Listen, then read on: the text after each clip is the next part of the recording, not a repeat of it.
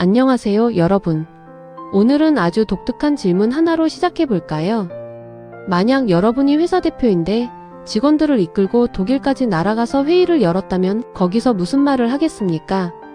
보통이라면 격려사나 실적 보고 같은 것을 떠올리겠지요. 그런데 1993년 6월 7일 독일 프랑크푸르트에 모인 삼성그룹 핵심 경영진 약 200여 명은 전혀 다른 종류의 이야기를 듣게 됩니다. 마누라와 자식만 빼고 다 바꾸라. 이 한마디가 이후 대한민국 기업 역사를 완전히 뒤흔들게 되리라고는 그 자리에 있던 사람들도 미처 다 실감하지 못했을지 모릅니다. 1993년의 삼성을 이해하려면 먼저 그 시대 분위기를 알아야 합니다. 당시 삼성은 대한민국을 대표하는 거대 기업이었습니다. 매출 규모는 해마다 성장하고 있었고 삼성전자는 반도체 사업에서 두각을 나타내고 있었습니다. 국내에서 삼성이라는 이름은 이미 최고의 브랜드였지요. 그런데 문제는 바깥에 있었습니다. 세계 시장에서 삼성 제품을 바라보는 시선은 냉정했습니다. 기술력이나 브랜드 가치 면에서 일본, 미국, 유럽의 주요 기업들과 비교하면 아직 갈 길이 멀었습니다. 한마디로 가격은 괜찮지만 최고 수준은 아닌 제품이라는 평가를 받는 경우가 많았습니다. 이건희 회장은 이 현실을 직접 두 눈으로 확인하고 있었습니다. 해외 출장을 통해 일본과 유럽 기업들의 경쟁력을 직접 살펴보면서 삼성 내부의 문제를 점점 더 뚜렷하게 인식하게 되었습니다. 얼마나 많이 만들었느냐를 중시하는 생산량 중심의 경영, 위계 질서로 굳어버린 관료적 조직 문화, 품질보다 실적 수치를 먼저 챙기는 관행, 그리고 국제 시장에서 내세울 만한 브랜드 경쟁력의 부재. 이 회장은 이런 체질로는 세계 인류 기업이 될 수 없다는 결론에 이르렀습니다. 그렇게 해서 1987년에 취임한 이건희 회장이 6년 만에 꺼낸 가장 강력한 카드가 바로 1993년 6월 7일의 프랑크푸르트 선언이었습니다. 왜 하필 독일이었을까요? 삼성 핵심 경영진이 해외 시장을 직접 보고 느끼게 하려는 의도도 있었고 독일이라는 나라가 전후 폐허에서 세계 최고 수준의 제조업과 품질, 경쟁력을 쌓아 올린 나라라는 점도 상징적으로 작용했을 것입니다. 삼성이 어떻게 변해야 하는지를 보여주는 살아있는 교재가 주변에 있었던 셈이지요. 이건희 회장은 그 자리에서 삼성의 근본적 체질 개선을 요구하는 선언을 발표했습니다. 핵심 내용은 명확했습니다. 양보다 질을 중시하고 국내 중심에서 글로벌 중심으로 사고를 전환하며 인재와 기술을 경영의 중심에 놓고 고객 만족을 최우선으로 삼자는 것이었습니다. 그리고 이 모든 것을 위해 조직 문화 자체를 혁신해야 한다는 것이었습니다.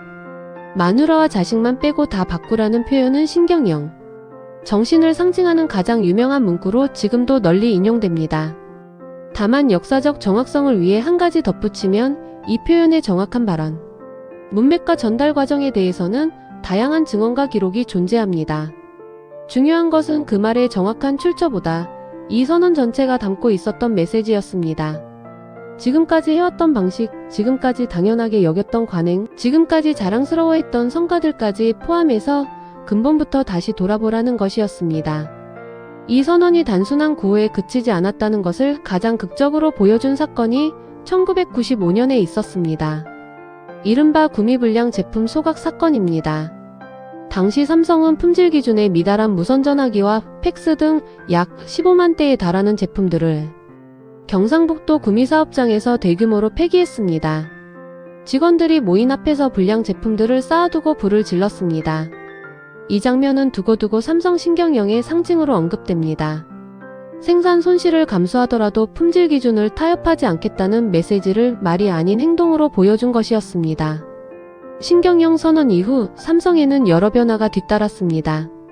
불량률을 줄이고 국제 품질 기준을 도입하는 품질 경영 체계가 강화되었습니다. 해외 연구개발에 대한 투자가 늘어났고 글로벌 인재 채용과 해외 생산 거점 확대가 이어졌습니다. 반도체와 디지털 전자제품 연구에 대한 집중 투자도 본격화되었습니다. 그리고 브랜드 전략면에서는 저가 이미지를 탈피하고 프리미엄 브랜드로 자리매김하려는 노력이 시작되었습니다. 이런 변화들이 쌓이면서 2000년대 이후 삼성전자는 반도체, 휴대전화, 디스플레이, 가전 분야에서 세계적인 경쟁력을 갖춘 기업으로 성장하게 됩니다. 그런데 여기서 역사를 정직하게 바라보기 위해 짚어야 할 부분이 있습니다. 삼성의 성공이 오롯이 신경영 선언 덕분이었다고 보는 것은 지나친 단순화입니다. 경영학자들과 연구자들은 몇 가지 중요한 맥락도 함께 고려해야 한다고 지적합니다. 1990년대 이후 세계 반도체 시장이 폭발적으로 성장하면서 삼성전자가 상당한 수혜를 입었다는 점, 한국 경제 전체의 산업 구조가 고도화되는 흐름이 있었다는 점, 그리고 신경영 선언 이전부터 삼성 내부에서 진행되고 있던 장기 투자 전략들이 있었다는 점 등이 그것입니다. 학계의 일반적인 견해는 신경영 선언이 삼성 성공의 유일한 원인이 아니라 기존에 쌓아온 역량들을 하나의 방향으로 집중시키는 강력한 촉매 역할을 했다는 것입니다. 이 점은 균형 잡힌 역사 이해를 위해 반드시 함께 기억해야 합니다. 그럼에도 1993년 6월 7일 프랑크푸르트라는 날짜와 장소가 갖는 의미는 분명합니다. 이 선언은 단순히 한 기업의 내부 회의가 아니었습니다. 대한민국 기업들이 국내 시장 중심의 성장 논리에서 벗어나 세계 시장을 무대로 경쟁하겠다는 의식의 전환을 상징하는 사건이었습니다. 그래서 오늘날에도 경영학 교재와 기업혁신 연구에서 1993년 프랑크푸르트 선언은 조직문화 혁신, 품질 경영, 글로벌 전략 전환의 대표 사례로 꾸준히 인용되고 있습니다. 어제 우리는 노르망디 해변의 이야기를 했습니다. 수십만 명이 목숨을 걸고 새로운 세계를 열려 한 그날 이야기였죠. 그로부터 꼭 49년이 지난 6월 7일, 이번에는 총이나 함선 대신 말 한마디로 또 다른 종류의 돌파구를 열려 한 선언이 독일에서 나왔습니다. 규모와 성격은 전혀 다르지만 지금까지 당연하게 여겼던 것들을 의심하고 뿌리부터 다시 보자는 용기만큼은 어쩌면 닮아있지 않을까요? 역사는 이렇게 언제나 어제와 오늘이 대화를 나누고 있습니다.